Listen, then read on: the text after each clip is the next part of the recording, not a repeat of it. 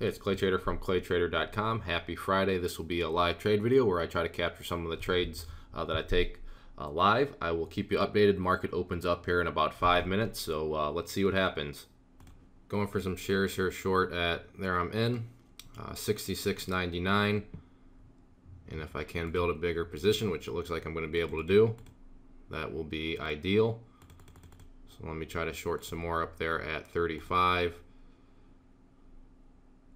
Oh, but wasn't able to. Dropped back down there and got me out for a 9-cent move. So $27, but come on, come back up.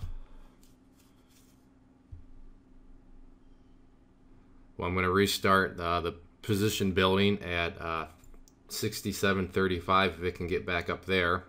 I was hoping it'd stay up there a little bit longer before it did this pullback, but that did not happen. So I will keep you posted, but I'm liking this volatility right now. So let's see what happens with it. So I got in here at 66.20, and I missed the entry on that. I was actually screwing around with a little scanner, but I did get in, and I just got out there at 66.35 for a 15-cent gain. So now I'm up to $72 on the trade. I'm going to keep trying to buy this pullback if it wants to pull back further. I mean, this is a position of strength to be buying a pullback into. So let's see what happens with it and see if it can pull back some more. What is that? 65. Doesn't look like that's going to get hit anymore, so I'll just cancel that short order. I will keep you updated. Okay, looking to get some shares here at 65.75 if it can get down there. It's either going to be a great bounce point or it's going to take a pretty big move further to the downside. I'm in. We'll try to sell for a 10-cent move at 85. I have 100 of those shares now sold, but the computers are cutting in front of me right now. That's fine. Computers can do what they want. I know where I'm willing to sell.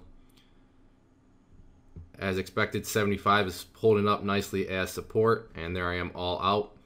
But if this does fall 75, I'd expect a bigger move to the downside. This was as low as it went back here, so I expected some support. I got some support. And it worked out well, and as you can see, there is the fall to the downside. So now I would expect it to go further, but I would like to buy into this move.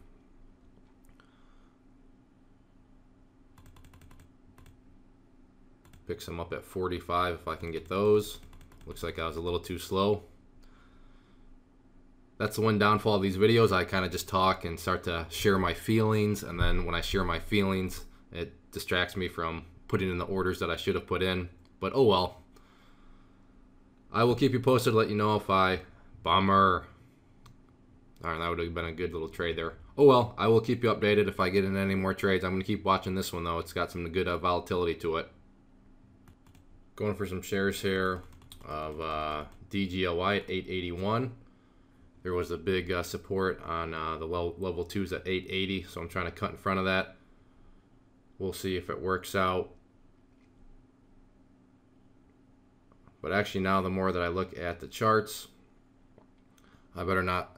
Right now this would just be strictly a level 2 play because like I said, I saw that big bid, but now looking at the charts, I should not be doing that with the candlesticks across the different.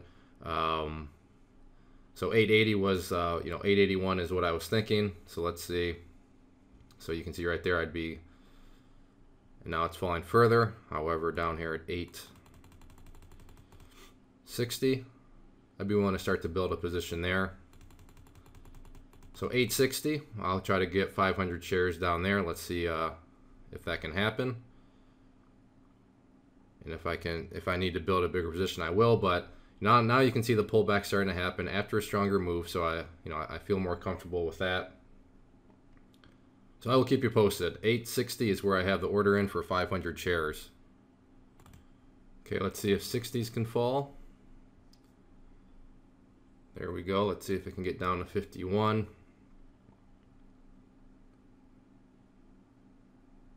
And 60 is acting as support. So I know I missed the first few entries, so I'm trying my best here to catch an actual entry instead of just the exit. So I will keep watching and do my best. What I'm going to do is just put an order in for 834. Let's try that again. And I'm just going to why 834? Well, there's a across the different time frames, this is kind of the middle of the support that they're all telling me it is, so I'm kind of trying to split the difference. But I'm just going to put that in there, and I'm going to go search around for some other plays. You know, I feel very comfortable with that position if I get filled. If I don't, oh well. But no promises that I actually catch this on video, because like I said, I'm going to go around and try to catch some other. Well, now we're seeing the action push down in the 50s. Let's see if the 50s can actually break as support. All right, well, I'm going to pause this video. Way too much runtime with no action happening, so I will keep you updated. Okay, I'm in here at 65.20. So again, I missed the entry, but it is actually right now 11:30 a.m. Eastern time, so much later in the day than what I usually trade.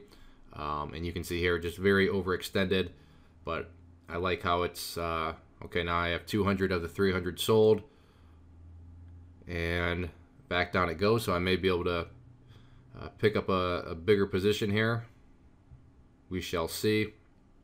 Getting a nice little hammer candle there, but the weight is downwards, I mean, and I'm all the way out.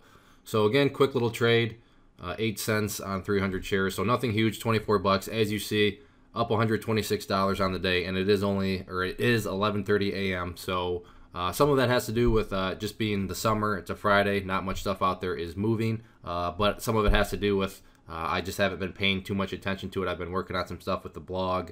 You know, we're building a new website, so I've been working on some of that stuff. But you know, still working on it, still trying to keep my eye on things. And usually, you know, I'd stop the video by now, but you know, I'd like to try to catch at least a couple more trades. So let's see what else I can find. Okay, I got in here at what was that? 56.40. You can see big mover here. I want to try to trade. Don't fall apart on me now. Keep going up, please. Oh, that is unfortunate. Well, hopefully it bounces. But these are the type of moves I'm looking for. After, there we go. I should not be talking. I'll try building again at 50. So let's see if we can get up there for 50. I'll look to cover at 40. Okay, I'm in. There we go. Hopefully I can build a bigger position. So let's see what happens here.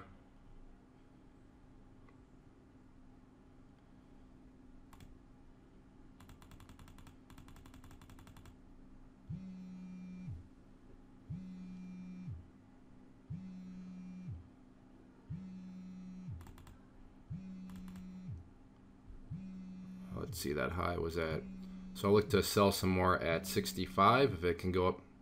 And nope, I got out at 40, but I will look to start to rebuild again at 65. So I'm hoping this move can continue, and I plan on shorting this thing all the way up. So let's see if it can rebound.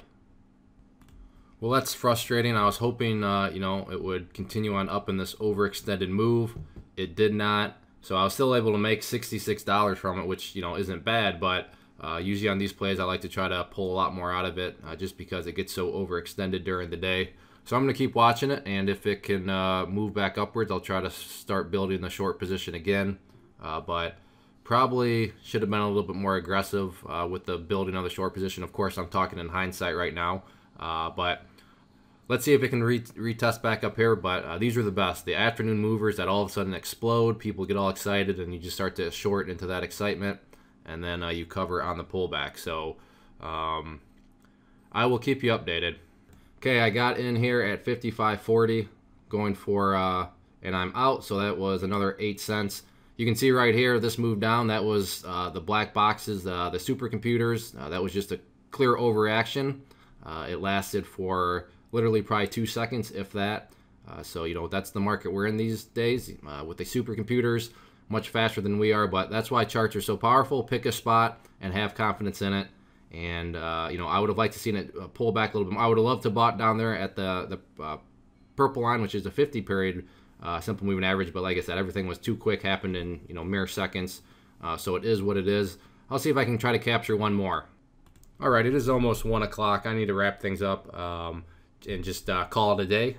Caught some trades, got to see some black box action, so that was neat. But you know, it's Friday, it's the summer, so I'm just gonna call it a day. Nothing big, but you know, like I said, I wasn't really trying to, I wasn't too focused on it today. And sometimes, like Fridays, you don't want to force anything and end up in a bad trade like you've seen in some of my past videos. So for me, it was just more worthwhile to kind of sit back and take a more laid back approach. If you're interested in learning how to trade like this, meaning with candlestick charts and level 2s, and the great thing about charts is they can apply to all time frames and strategies. So sure, in this video I was looking to sell within a few seconds of buying, but whether you're looking to sell within a few seconds or a few minutes or a few days or a few weeks, charts do apply across all time frames. So it's definitely worth learning and a great way to remove emotions from the process. Also have a private trading group, so if you go to claytrader.com, you can either go to the training store or check out the inner circle. But at the end of the day, don't take my word for it. Read some of the third-party testimonials and get a good perspective on it. So thank you again for watching. Hopefully you learned something. Everybody have a good weekend.